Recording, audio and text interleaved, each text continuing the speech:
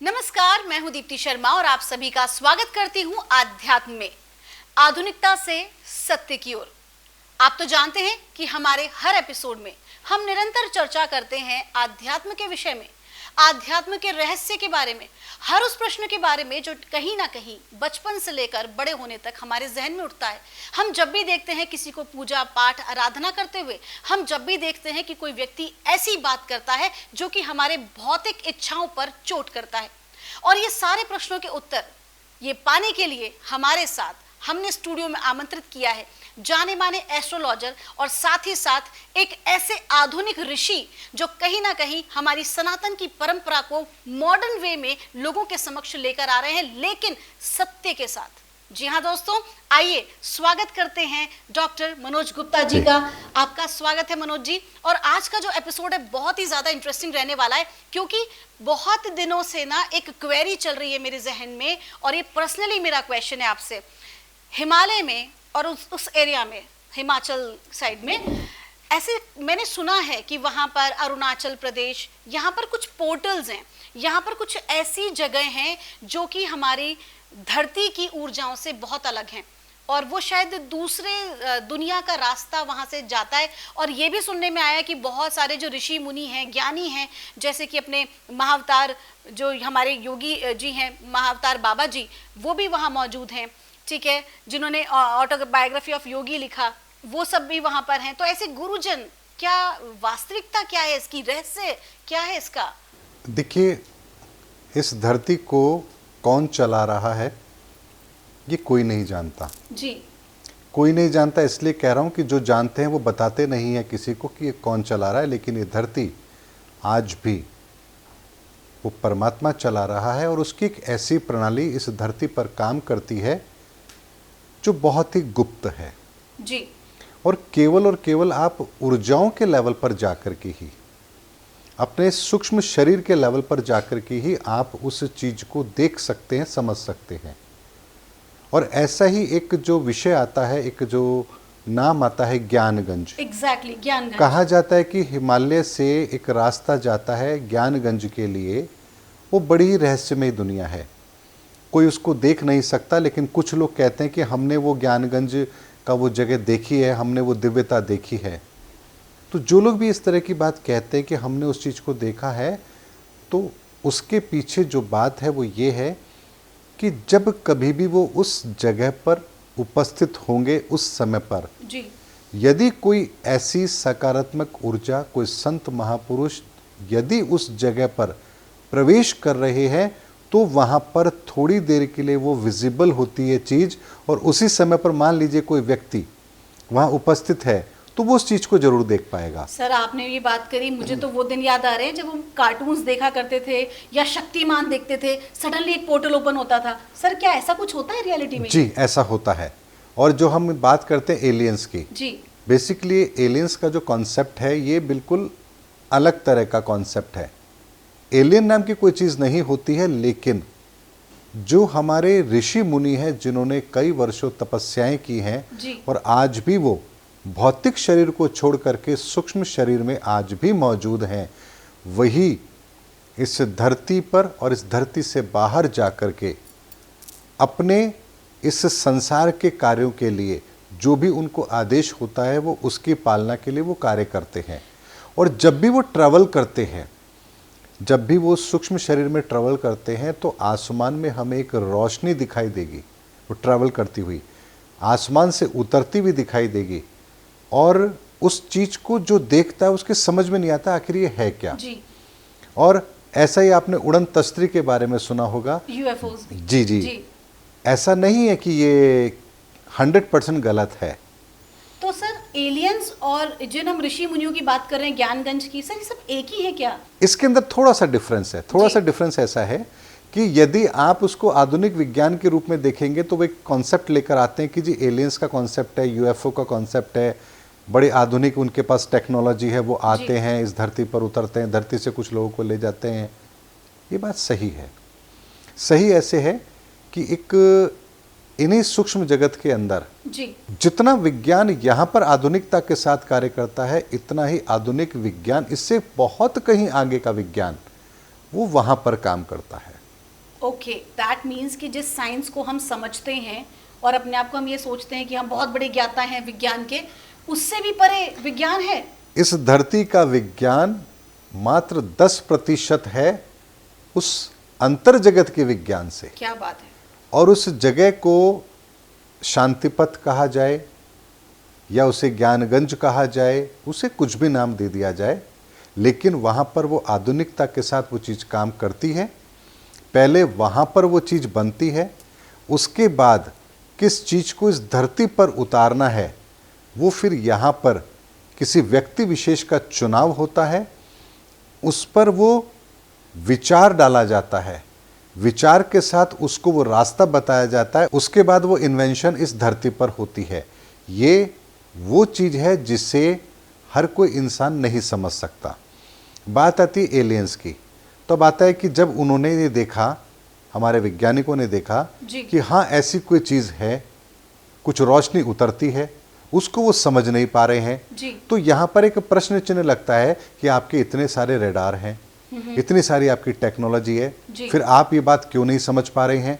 तो यहाँ पर अपनी उस कमी को छुपाने के लिए वो एक यूएफओ का कॉन्सेप्ट लेकर के आते हैं कि जी ऐसा एक यूएफओ है, वहाँ से जो है कोई व्यक्ति एलियन उतरता है, देखिए, और वो इस तरह से होता है। तो एलियन नहीं है, बेसिकली वो ऋषि मुनि हैं जो इस धरती से ब्रह्मांड की यात्राएं करते हैं, सूक्ष्म जगत की यात्रा करते हैं, प्रकाश रूप में यात्रा करते हैं, सूक्ष्म शरीर में यात्रा करते हैं।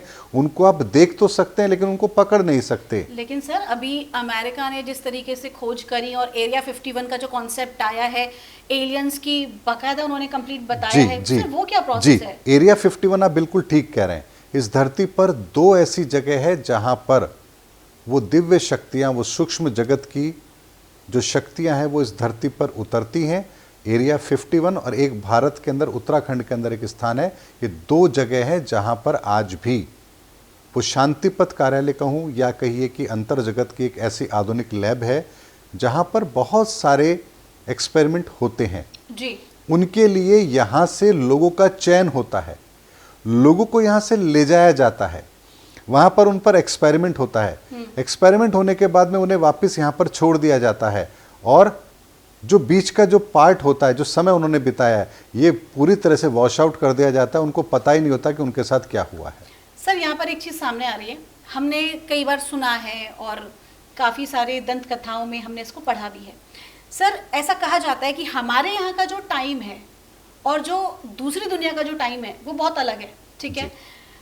हमारे यहाँ का कुछ अगर काफ़ी ज़्यादा युग बीत जाते हैं तो वहाँ पर एक क्षण होता है, हमने ऐसा सुना है। तो सर अगर ऐसे लोगों को लेके जाया जाता है और वापस जब वो आते हैं तो सर वो टाइमिंग वाला कोई इशू नहीं होता उनके साथ? देखिए, जिन लोगों का इस मामले में चयन होता है ये बहुत गुप्त प्रक्रियाओं के तहत होता है, और या तो उन लोगों का चयन होगा जो इस बात को दुनिया के सामने नहीं कहेंगे कि उन्हें ले जाया गया है, या फिर ऐसे व्यक्ति का चयन होगा जिसके आसपास कोई व्यक्ति है ही नहीं जिससे उसका कनेक्शन है। इसे आप लावारिस कह सकते हैं।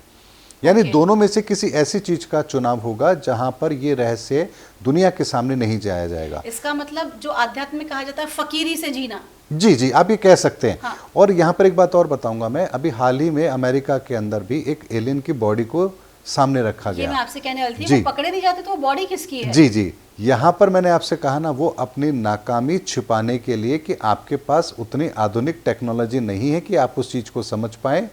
आप एक कॉन्सेप्ट देते हैं यूएफओ का, आप एलियंस का कॉन्सेप्ट देते हैं और अपने उस कॉन्सेप्ट को सही साबित करने के लिए लैब के अंदर आप उस तरह की बॉडी को डेवलप करते हैं और दुनिया के सामने लेकर के आते हैं कि देखिए ये एलियन है जो आया था।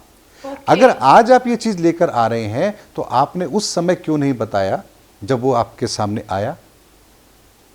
ये पूरी तरह से गलत है। और इस बात के लिए मैं आपको एक बात और कहूँगा कि हाल ही में कुछ वैज्ञानिक कहते हैं कि अमेरिका ने चांद पर, जो पहली बार की बात होती कि वहाँ पर उन्होंने कदम रखा, ऐसा सच था ही नहीं।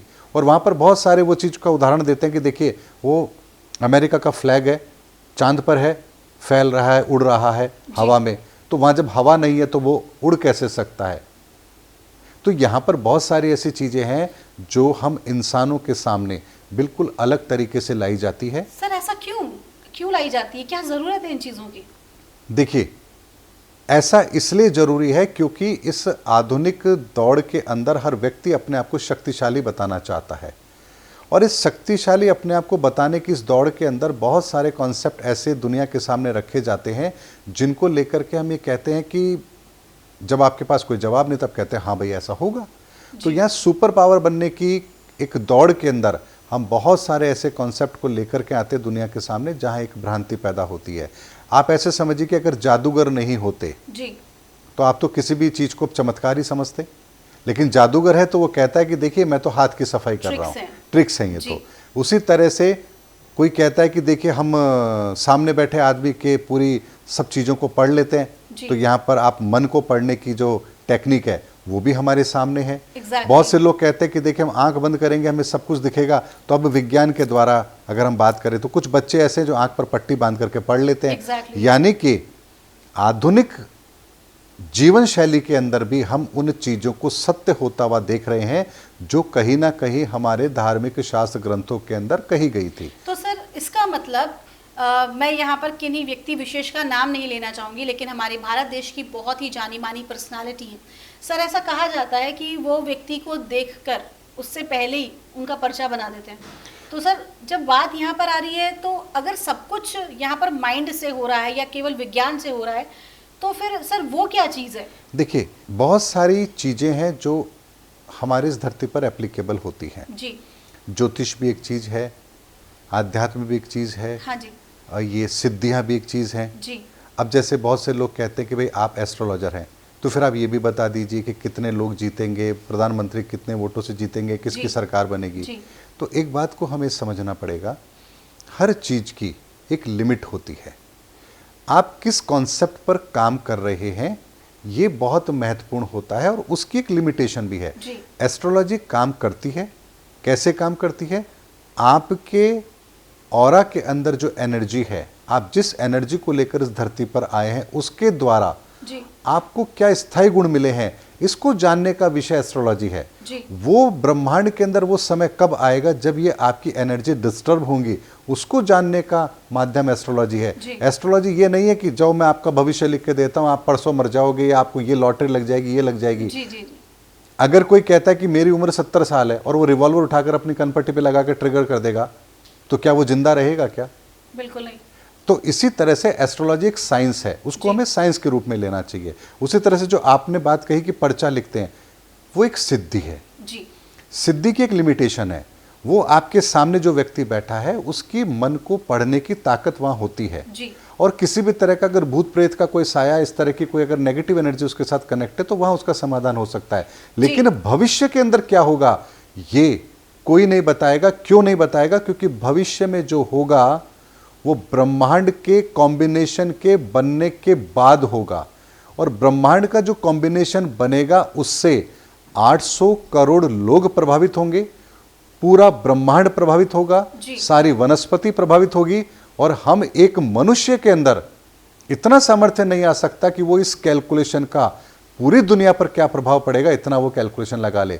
लेकिन हाँ आपके जीवन पर क्या प्रभाव पड़ेगा ये आपको पता लग जाएगा। अब जब आपको पता लग गया तो आप उसको अपने जीवन में उससे बचने का क्या रास्ता ढूंढेंगे, क्या तरीका निकालेंगे, ये आपका अलग विषय हो गया। आपके कहने का मतलब ये है कि सिद्धियां होती हैं, ठीक है? सिद्धियां होती हैं और वो सिद्धियां काम भी करती हैं, लेकिन आप ये समझिए कि वो सिद्धियां आपका भविष्य नहीं बता सकती। वरना मुझे बताइए ना, तीसरा विश्व युद्ध होगा या नहीं होगा, पर्ची निकालिए ना, बताइए ना। लेकिन ऐसे बहुत सारे लोग हैं जो भविष्यवाणी करते भी हैं और सही भी साबित होती हैं। देखिए भविष्यवाणी जब भी की जाती है किसी कॉन्सेप्ट पर की जाती है जी। जैसे नास्ट्राडामस ने भविष्यवाणी की इस समय पर, इस धरती पर, इस क्षेत्र के अंदर ऐसी ऐसी परिस्थितियां बनेगी। तो यहाँ जो भविष्यवाणी उन्होंने की एक पर्टिकुलर कैलकुलेशन को वो लोग लेते हैं कि इस ग्रह की इस कैलकुलेशन में इस तरह की परिस्थिति बनती है, तो अब ये परिस्थिति एज इट इज अब कितने समय के बाद बनेगी जी। उस समय पर जब ये परिस्थिति बनेगी तो इसी तरह की कोई घटना इस धरती पर अवश्य होगी जी। इसीलिए वो 500 साल बाद, 700 साल बाद, 1000 साल बाद उनकी भविष्यवाणियां वो कर देते हैं। तो यहाँ आप एक के मन में प्रश्न आएगा कि जब वो 500-700 साल बाद की भविष्यवाणी कर रहे हैं तो वो ये क्यों नहीं कह सकते कि आज दुनिया में क्या होगा, कल दुनिया में क्या होगा, परसों दुनिया में क्या होगा।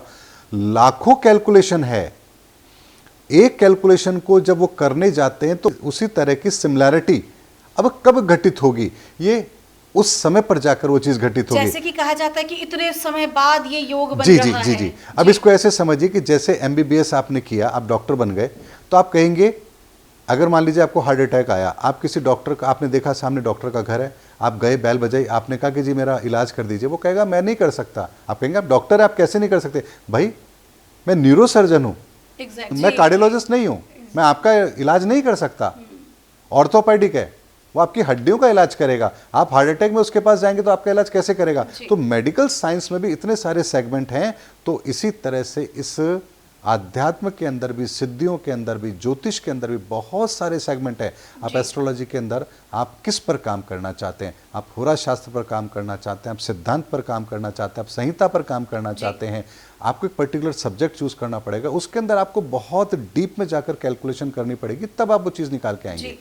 अब ऐसे समझिए, अगर मान लीजिए प्रधानमंत्री नरेंद्र मोदी जी जिस जगह से चुनाव लड़ रहे हैं और उस क्षेत्र में जितने भी लोग चुनाव लड़ रहे हैं, अगर सबकी कुंडलियां होंगी तो ये स्पष्ट तौर पर बताया जा सकता है कि कौन व्यक्ति विजयी होगा। अच्छा, ठीक है।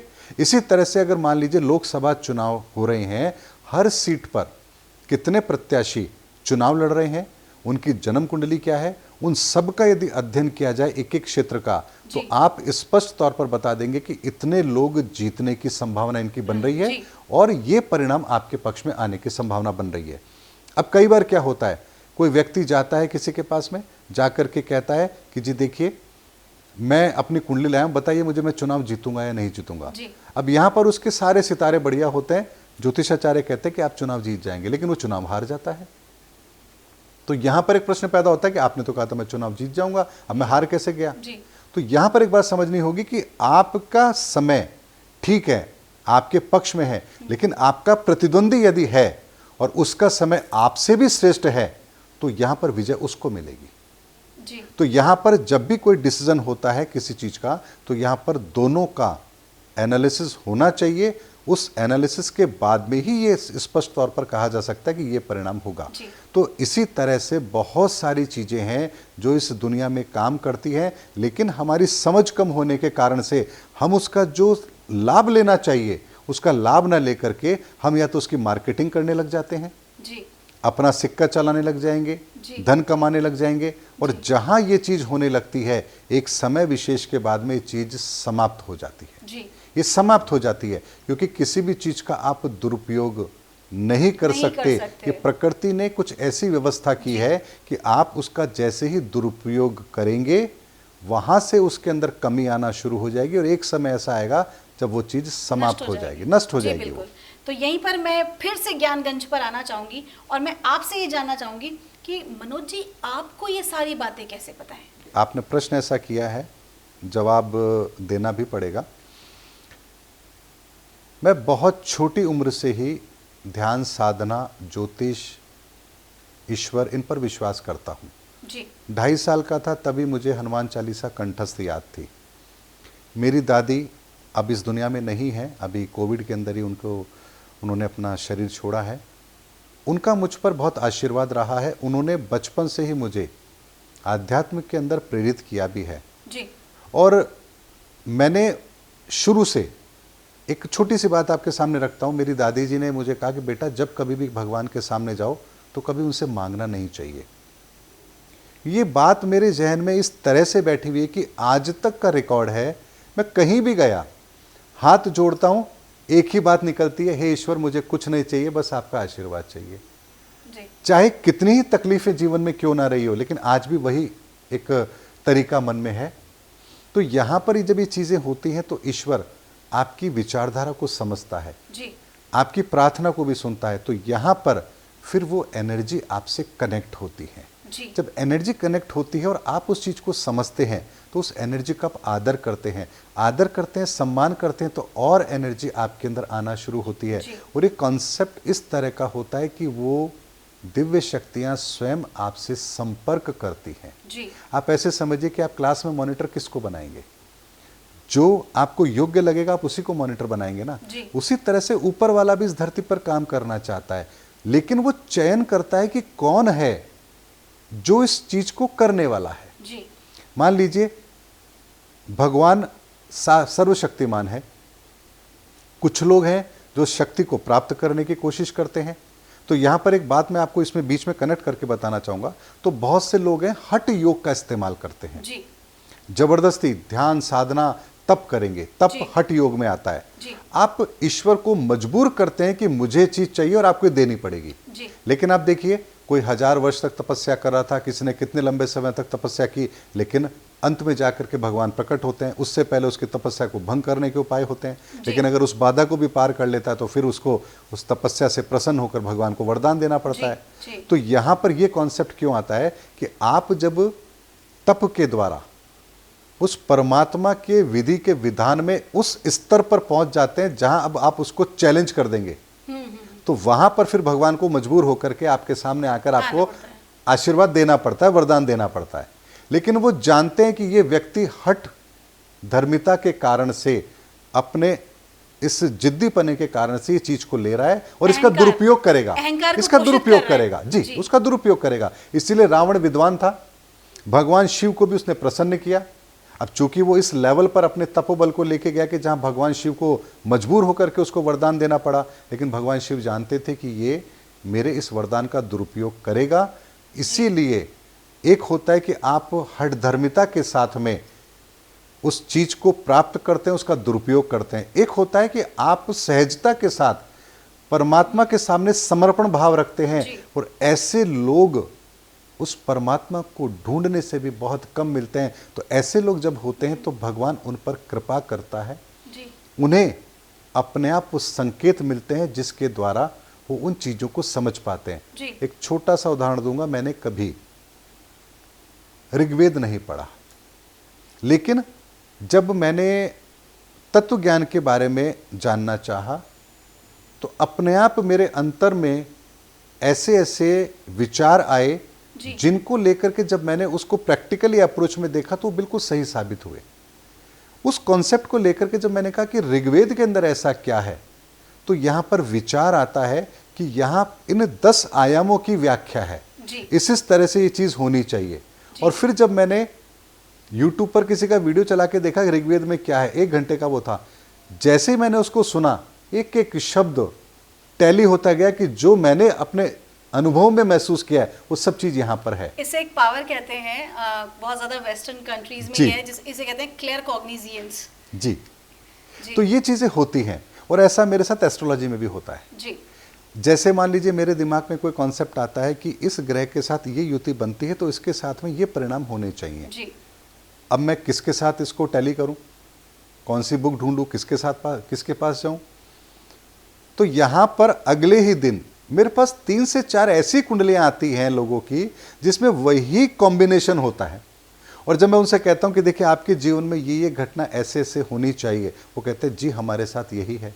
तो इससे मैं परमात्मा का आशीर्वाद ही कहूंगा कि वो ऐसी ऐसी चीजों को हमारे सामने रखता है जिसके द्वारा वो सत्य हमारे सामने आता है, क्योंकि ईश्वर हमारा चयन करता है, हम ईश्वर का चयन नहीं कर सकते। बिल्कुल सही बात है, आपने बहुत खूबसूरत बात कही, और इसका बहुत सिंपल कॉन्सेप्ट मैं आपके सामने रख रही हूँ, वो है सहज हो जाना।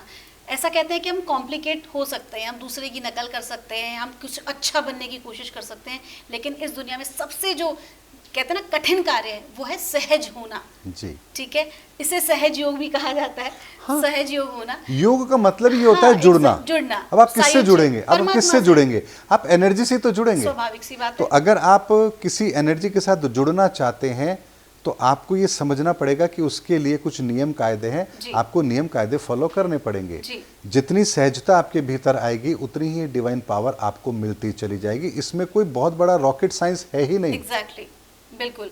और कहीं ना कहीं जब सहज भाव में व्यक्ति उतरता है तो 2 चीजें सबसे इंपॉर्टेंट होती हैं उनकी लाइफ में। सबसे पहला सरेंडरेंस और एक्सेप्टेंस। जी बिल्कुल, पूरी तरह से समर्पण।